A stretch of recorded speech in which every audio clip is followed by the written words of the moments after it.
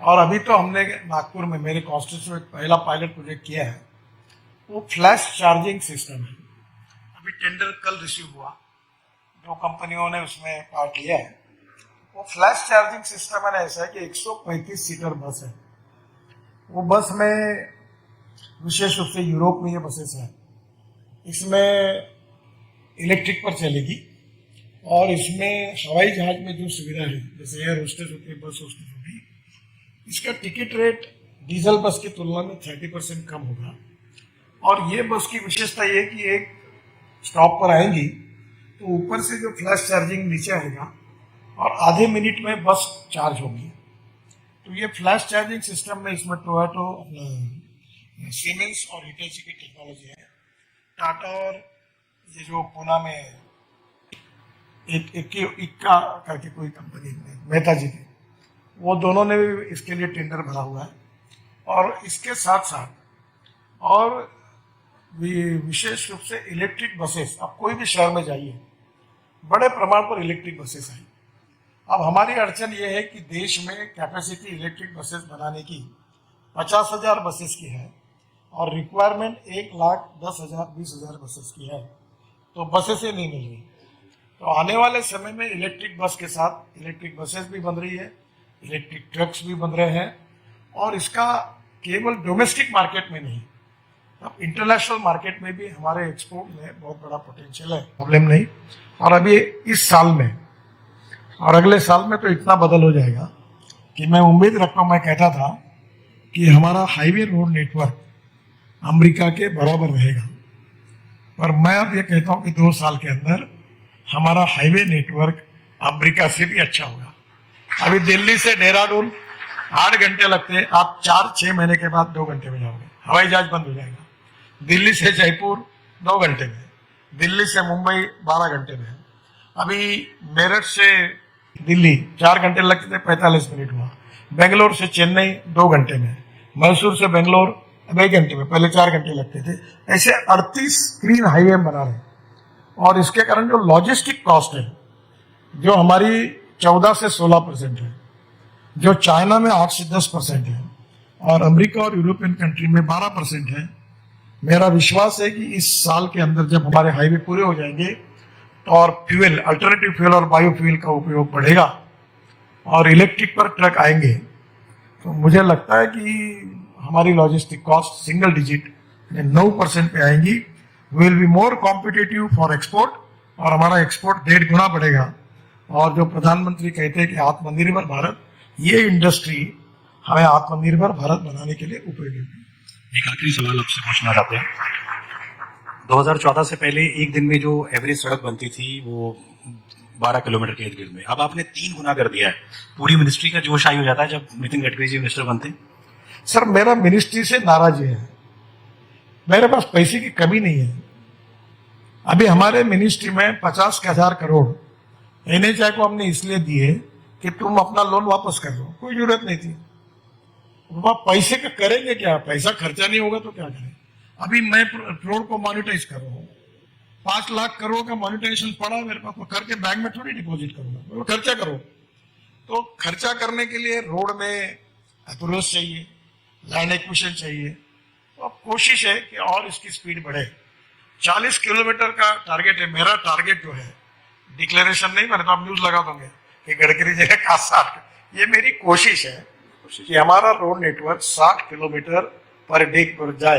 अभी हम 36-38, अभी इस साल का हिसाब होगा, पता चलेगा, पर हम लोग 60 किलोमीटर का टारगेट रखकर मेहनत कर रहे हैं। निश्चित रूप में उसमें सफलता मिलेगी। तो दिल्ली में, केवल दिल्ली के आजू बाजू में हम 1 लाख करोड़ रुपए के काम कर रहे हैं। हमने दिल्ली का पेरिफेरल रोड बनाया, अभी द्वारका एक्सप्रेस हाईवे आधा ओपन हुआ। हम अब 1 महीने में हमने टनल बनाई है, वो डायरेक्ट T3 पे जाएगी। जो वहां से आप UR2 से पानीपत से निकलेंगे तो पानीपत से एयरपोर्ट आने के लिए 3.5-3 घंटे लगते थे, अब 25 से 30 मिनट में हो गए एयरपोर्ट के अंदर। और इसे गुड़गांव वाले के भी ट्रैफिक का दर्द आप कम करने वाले, ऐसा पता लगा। ये जो रोड बनेगा तो ये तो बहुत कठिन है, ये जो धोला कुआ तुम्हारे सर, ये बहुत ही प्रॉब्लमेटिक है। इसका 25-30% का तो भी एक है मेरा व्यक्तिगत उसके ऊपर मत है कि ये पूरे ब्रिजेस को तोड़ देना चाहिए। और अभी पूना में और चेन्नई में, पूना में हम 50,000 करोड़ के ब्रिजेस बना रहे हैं, चेन्नई में बना रहे हैं, एक ही पिलर पर, नीचे में रोड, ऊपर में फ्लाईओवर, उसके ऊपर में फ्लाईओवर, उसके ऊपर में मेट्रो। अभी नागपुर में हमने 4 लेयर बनाई, दिल्ली मुंबई, दिल्ली मद्रास और मुंबई कलकत्ता रोड, फिर वो रेलवे लाइन को फ्लाईओवर, फिर और एक फ्लाईओवर, फिर उसके ऊपर में मेट्रो, 4 लेयर बनाए।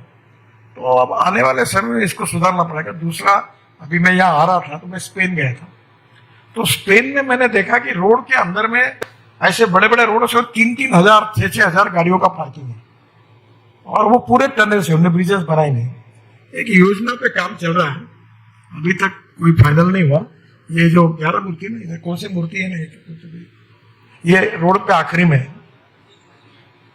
हाँ, वहां से आगे जाकर वो स्टेशन है, पार्लियामेंट से आगे थी, उससे अंडरग्राउंड टनल बनाकर डायरेक्ट गुड़गांव के बाहर निकले, ताकि ये डायरेक्ट ट्रैफिक जा सके। क्योंकि दिल्ली से गुड़गांव आने जाने वालों का ट्रैफिक का दर्द कम करने की बड़ी बात वैसे गुड़गांव का प्रॉब्लम पूरा दूर नहीं होगा, पर एक 6 महीने के अंदर 40-50% कम होगा।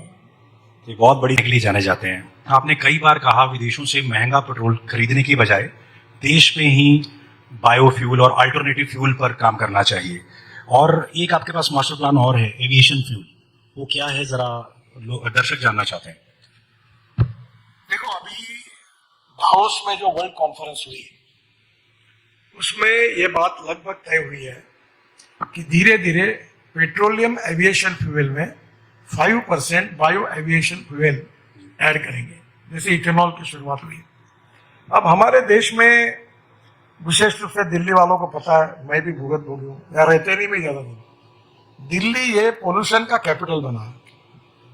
इसका कारण 40% पोल्यूशन बिकॉज ऑफ ट्रांसपोर्ट, मैं मंत्री हूँ, और बाकी के कारणों में अभी हमने प्री कास्ट को अभी रोड में मैंडेटरी किया है। मैं 4 दिन पहले फाइल साइन की कि वो सीमेंट लाओ, रेती लाओ, ये लाओ। हमारे देश में आज ही मुझे पार्लियामेंट में क्वेश्चन है तो बात हो रही थी कि जो ट्रक में एग्रीगेट, सैंड, सीमेंट, उसको ढाकने का काम ही नहीं करते। वर्ल्ड में जाओगे तो आपको दिखता है, तो उसके बारे में हमने स्ट्रिक्ट अभी कार्रवाई शुरू करेंगे। इसमें सबसे अच्छी बात है कि इंडियन ऑयल ने अभी ये 220 लाख टन जो तरली है, राइस, ये जलाया जाता है, ये पंजाब, हरियाणा और यूपी इधर से है। तो इसमें उन्होंने पानीपत में 1 lakh litre bio ethanol per day, 150 tonne bio bitumen और करीब 78,000 ton per year sustainable aviation fuel, यानी हवाई ईंधन, ऐसा प्रोजेक्ट डाला है। अब ये जो प्रोजेक्ट डाला है, इसमें थोड़ी बहुत अड़चने थी, वहाँ वो मशीन के साइज वगैरह टेक्निक पहली बार डाला है। इसमें से जो बिटुमिन तैयार होता है, जो बाय प्रोडक्ट होता है, वो है लिग्नेंट। और हमारे पंजाब, हरियाणा में और देश में 400 प्रोजेक्ट पर काम शुरू हो गया है। मैं उस एसोसिएशन का अध्यक्ष हूँ। उसमें से 60 ऑलरेडी शुरू हुई है। वो सीएनजी बनाते हैं, बायो सीएनजी परली से, और उसमें 35% लिग्नेंट निकलता है। हमने अभी वो लिग्नेंट को ये बिटुमिन में डालकर अभी नागपुर जबलपुर रोड पर 1 किलोमीटर हाईवे बनाया, और वो सेंट्रल रिसर्च रोड ऑर्गेनाइजेशन और प्राज दोनों ने मिलकर प्रोजेक्ट किया, और उसके टेस्टिंग के बाद पता चला कि पेट्रोलियम बिटुमिन से ये 50% ज़्यादा अच्छा है।